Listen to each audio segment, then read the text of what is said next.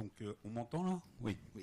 Donc, si j'ai bien compris, la commission travaux a validé le fait que vous demandez au conseil municipal de réaliser des travaux d'aménagement dans un bâtiment privé appartenant à l'OGEC, si j'ai bien compris, géré par l'OGEC. C'est pas commun de financer par des fonds publics des travaux dans un bâtiment privé. Même si je conçois tout à fait qu'on puisse avoir envie de donner le même service à tous les enfants de notre commune. Mais on finance avec des biens publics des travaux dans un lieu privé. Il y avait une alternative. Je crois même qu'elle vous a été proposée.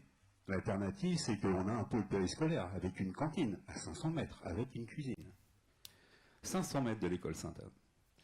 Et les élèves pourraient y manger. Cette possibilité, est-ce qu'elle a été vraiment étudiée? C'est ma question. Elle aurait le mérite de permettre la mutualisation des personnels. Elle aurait le mérite de ne pas créer une autre cuisine municipale. Nous en avons déjà 5. Alors qu'un projet de restauration municipale est, semble-t-il, si j'ai bien compris, à l'étude. Ça permettrait aussi de ne pas diminuer l'espace disponible pour les enfants, mais au contraire de l'augmenter. Je crois me rappeler que les enfants sont à l'étroit à l'école Sainte-Anne. Et le périscolaire, il gagnerait sans doute à avoir une salle d'activité supplémentaire. Donc ma question, c'est est-ce que cette éventualité a pu être étudiée? Et d'autre part, le fait de financer des travaux avec des fonds publics dans un bâtiment privé ne vous pose-t-il pas de problème? Voilà, donc sur le fait de financer des travaux avec des fonds publics sur un espace privé, c'est quelque chose qui, certes, n'est pas habituel, n'est pas commun, mais c'est quelque chose qui existe et qui est encadré par la loi. Donc là-dessus, c'est tout à fait dans la légalité. Après, l'hypothèse donc a été travaillée d'étudier cette possibilité d'accueillir tous les enfants sur le temps de restauration dans le pôle périscolaire et de l'école publique d'Étables-sur-Mer. Il n'y avait pas la surface suffisante pour accueillir l'ensemble des élèves. Donc cette solution nécessitait le maintien malgré tout d'un service restauration dans les 2 sites. Et ce qui n'était pas la solution la plus avantageuse et la plus économique au niveau financier. Ça a été étudié et vous aurez la possibilité d'avoir accès à ces dossiers.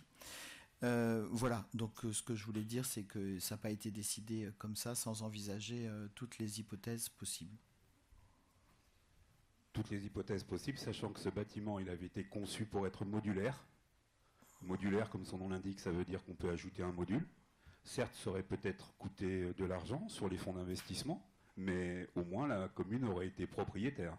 Et donc c'est un investissement pérenne, puisqu'elle en aurait pu avoir l'usage et du coup l'amortir sur plusieurs années. Là, en l'occurrence, pas d'amortissement, c'est fonds perdus, puisque ces locaux ne nous appartiennent pas. La majorité des travaux en fait envisagés, enfin le gros des travaux, c'est l'ouverture d'une porte dans un espace qui sert aujourd'hui déjà de garderie et un espace qui sert de cuisine. Le gros du budget concerne surtout l'achat de mobilier. Le mobilier restera propriété de la commune et pourra servir dans un autre endroit si cela devait se présenter. C'est pas perdu. La somme la plus importante aussi, c'est l'achat d'un lave-vaisselle. Et ça, par contre, en municipalisant le personnel, on est obligé d'offrir de bonnes conditions de travail au personnel. Donc là, effectivement, la somme est un peu... c'est la somme la plus élevée, le lave-vaisselle en fait, mais on ne peut pas faire autrement que d'offrir de bonnes conditions de travail à du personnel qui devient notre personnel. Oui, donc c'est bien parce qu'il y a un lave-vaisselle au PPS que du coup on n'aurait pas à investir dans un lave-vaisselle, puisque la cuisine est déjà équipée, donc on économiserait de ce côté-là. Ceci dit, je vais pas continuer. Je pense que vous avez bien compris mon point de vue et j'espère que tous les conseillers municipaux ont bien en tête le contexte qui s'ajoute au précédent. Encore une fois, le fait que la présidente de l'OGEC participe à la commission travaux, ça pose peut-être pour moi quand même un problème de déontologie au niveau des élus. Conflit d'intérêts, je ne sais pas. En tout cas, on souhaite expliquer notre vote et dire qu'on votera contre, car on ne comprend pas comment on peut justifier de financer des travaux dans un bâtiment privé par des fonds publics. C'est une affaire de principe. On envisage d'alerter le procureur de la République pour qu'il donne un avis sur un éventuel conflit d'intérêts pour ces deux délibérations. Très bien. Est-ce qu'il y a d'autres demandes d'intervention qu'on va passer au vote? Est-ce qu'il y a donc des votes contre?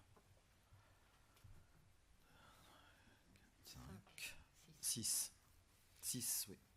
Est-ce qu'il y a des abstentions? 3 abstentions.